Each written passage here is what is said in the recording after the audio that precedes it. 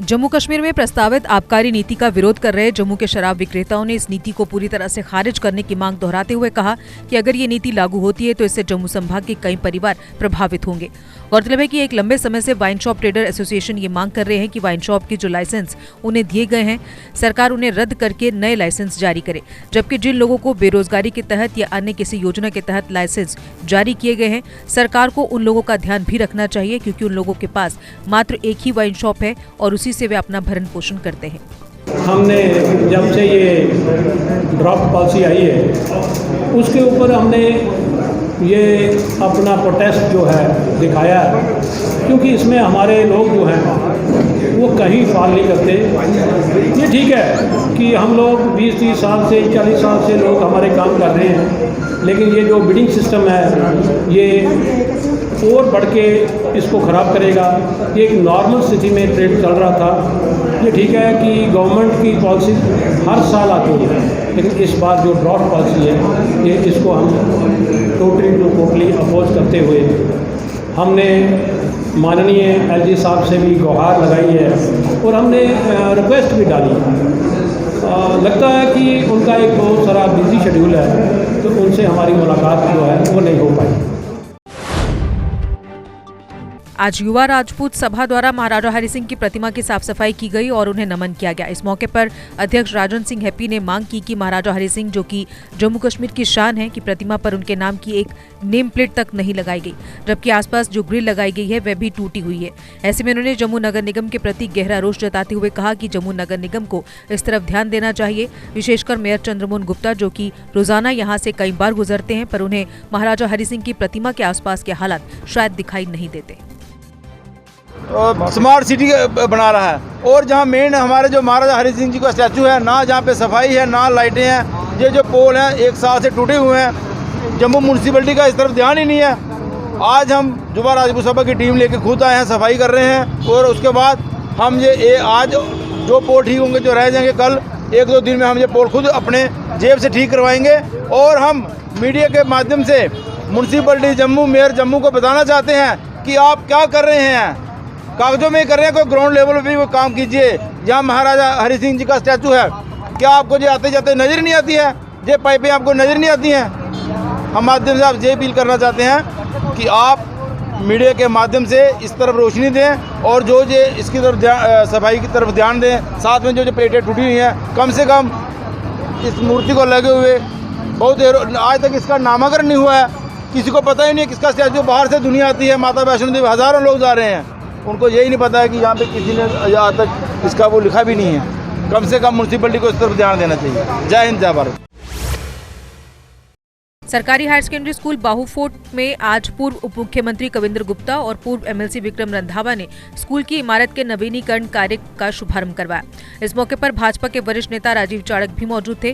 गुप्ता ने कहा कि जो स्थानीय लोगों की एक लंबे समय से लंबित मांग थी, आज उसे पूरा किया जा रहा है। सर्व शिक्षा अभियान की तरफ से ये बावे में हायर सेकेंडरी स्कूल में आर्ट एंड क्राफ्ट हॉल का निर्माण किया जा रहा है और इससे पहले भी डिफरेंट स्कूलों में बिल्डिंग्स का निर्माण किया गया।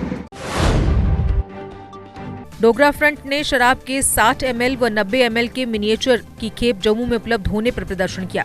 संगठन के प्रधान अशोक गुप्ता ने कहा कि ऐसा होने पर यहाँ के युवाओं को भविष्य दांव पर लग गया है। युवा पहले से ही नशे के मकड़जाल में फंसते जा रहे हैं, ऊपर से अगर इतनी मात्रा में शराब उपलब्ध होती है तो ये युवाओं के लिए घातक सिद्ध होगा। उन्होंने पंजाब व यूपी के शराब विक्रेताओं की आलोचना करते हुए उपराज्यपाल से इस पर रोक लगाने की मांग की। सर, आज का प्रोटेस्ट यूपी और पंजाब के जो ठेकेदार शराब के जम्मू वालों को बंद करके बाहर से मंगवाने की साजिश चल रही है। ये यहाँ करके आते खोलेंगे, अभी वो आए नहीं। ये बॉर्डर क्षेत्र से ये मनेचर कहते हैं इसको, जो छोटे छोटे बच्चे पीते हैं। ये मनेचर की बोतलें ये बॉर्डर एरिया से मैंने बरामद करी हैं। वो अभी ठेकेदार नहीं पाए, लेकिन विद्यार्थियों को खराब करने का धंधा चालू हो गया है। बड़े बड़े हाथे खोल करके शरेआम शराब चलेगी, जैसे पंजाब के अंदर चलती है। यूपी के अंदर शरेआम घर के बाहर गलियों के अंदर यह शराब बिकेगी, लेकिन उनके आने से पहले ये देखिए ये मनेचर की बोतलें जो हैं ये जम्मू पहुंचना शुरू हो गई हैं। और इसलिए मैं मांग करना चाहता हूं 1800, 1200, 1600 करोड़ रुपया अगर जम्मू के यहाँ के विक्रेता दे रहे हैं तो फिर इसको बढ़ा करके यहाँ के लोगों को कम से कम अपने लोगों के विषय के अंदर विचार तो करें। केंद्र सरकार द्वारा 5 अगस्त 2019 को जम्मू कश्मीर की जनता के साथ किए वादों की याद दिलाने के मकसद से शिवसेना बाला साहब ठाकरे की जम्मू कश्मीर इकाई द्वारा एक अधिकार रथ यात्रा निकाली गई। जम्मू के विभिन्न जिलों से होते हुए ये रथ यात्रा कश्मीर पहुंचकर संपन्न होगी। शिवसेना के प्रदेश प्रधान मनीष साहनी ने कहा कि लोगों की मांगों को पहुंचाने के संकल्प से ही आज हमने ये रथ यात्रा निकाली है। MM स्टेडियम जम्मू से निकाली इस रथ यात्रा को शिवसेना के सांसद ने वीडियो कॉन्फ्रेंसिंग के माध्यम से हरी झंडी दिखाई।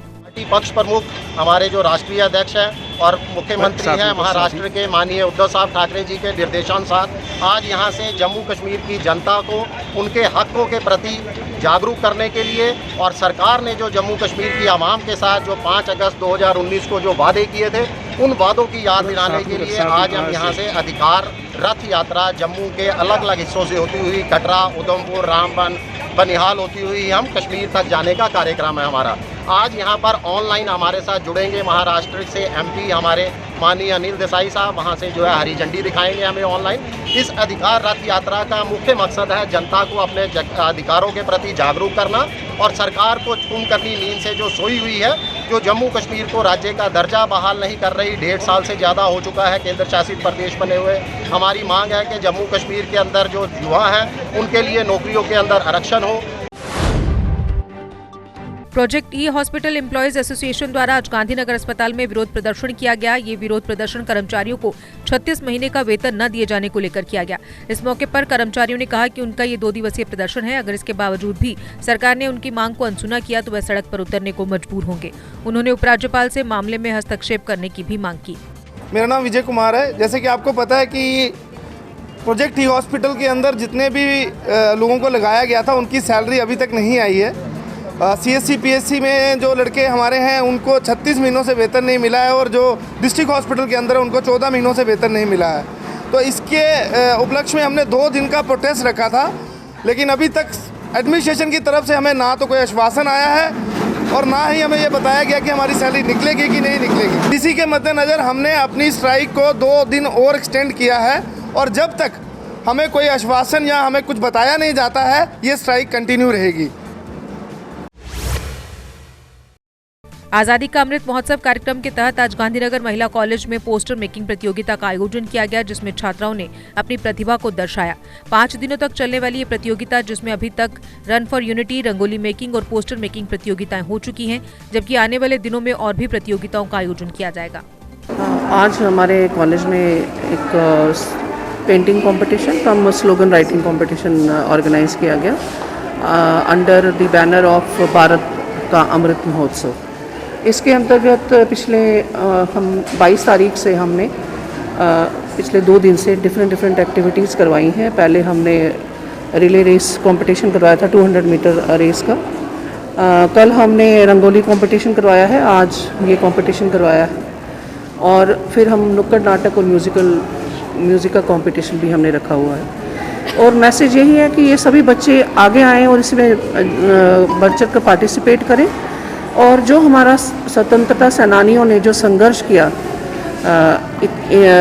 भारत की आज़ादी प्राप्त करने के लिए, वो इनमें कहीं ना कहीं डिपिक्ट हो। भारतीय जनता पार्टी के वरिष्ठ नेता बलदेव सिंह बिलोरिया ने आज नहरी विभाग के अधिकारियों के साथ नहरों की सफाई का जायजा लिया। इस मौके पर बिलोरिया ने कहा कि नहरों की अच्छी तरह से साफ सफाई होनी चाहिए ताकि टेल एंड तक लोगों को नहर का पानी मिल सके। आज मैंने शहर के कुछ प्रमुख लोगों के साथ और PHE विभाग के अधिकारियों के साथ इस नहर का टूर किया है और नहर का विभिन्न जगहों पे चल रही सफाई का जायज़ा भी लिया है कि सफाई जो है किस ढंग से हो रही है।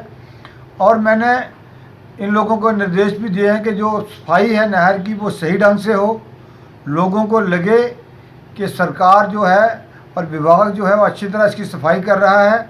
और सफाई के साथ साथ जो विकास के काम चल रहे हैं नहर के किनारे, जैसे डिगाना पे पुल का काम चल रहा है और नहर की कोई साइडों पे दीवारें हैं, कुछ वो काम है, उनका भी जायज़ा लिया कि किस ढंग से काम हो रहे हैं। और जो आगे काम करने वाले हैं, कुछ अभी शुरू नहीं हुए लेफ्ट आउट काम, उनका भी मैंने कहा अधिकारियों से जल्द ये काम शुरू किए जाएं, ताकि इन कामों से शुरू होने से नहर के पानी छोड़ने से पहले पहले ये काम हो जाए, ताकि जो ज़रूरी काम है वो इसी साल में हो जाए। मुझे लगता है कि जिस तरह नहर का विभाग, सिंचाई विभाग जो है वो सफाई के काम को मॉनिटरिंग कर रहा है, देख रहे हैं, और इस बार की सफाई अच्छी होगी। धर्मार्थ ट्रस्ट के संघर्षरत कर्मचारियों के संघर्ष को समर्थन देते हुए मंदिर बोर्ड संघर्ष समिति भी आज उनके साथ जुड़ गई और शहर में एक नगर कीर्तन का आयोजन किया गया। मंदिर बोर्ड संघर्ष समिति ने कहा कि सरकार को धर्मार्थ ट्रस्ट के अधीन आने वाले सभी मंदिरों सहित अन्य सभी मंदिरों को एक बोर्ड के अधीन लाया जाए, ताकि मंदिरों का संरक्षण किया जा सके। कर्मचारियों के आंदोलन में अपने मंदिर बोर्ड संघर्ष समिति भी इसमें पार्टिसिपेट कर रही है और सरकार से मांग करती है कि फौरन मंदिरों का बोर्ड बनाया जाए। हमने पिछले 114 दिन से सरकार मजा देख रही है और हम बंद करना चाहते हैं कि कर्मचारियों का और आम जनमानस का और इम्तियाज ना लिया जाए, क्योंकि अब कर्मचारी अगर उग्र प्रदर्शन पे उतर आए और इसके साथ जो सनातन समाज है वो पूरा साथ देगा। सरकार को सुननी पड़ेगी, सरकार को जवाब देना पड़ेगा, आखिर इतनी देर क्यों लग रही है और क्यों मंदिरों का बोर्ड नहीं बनना चाहिए। जीके अपडेट रहे हमारे साथ। अगर आप ये वीडियो YouTube पर देख रहे हैं तो हमारे YouTube चैनल को सब्सक्राइब करें और बेल आइकन को क्लिक करें। अगर आप ये वीडियो Facebook पर देख रहे हैं तो हमारा Facebook पेज लाइक जरूर करें। For advertisement, please contact 705-109-1811.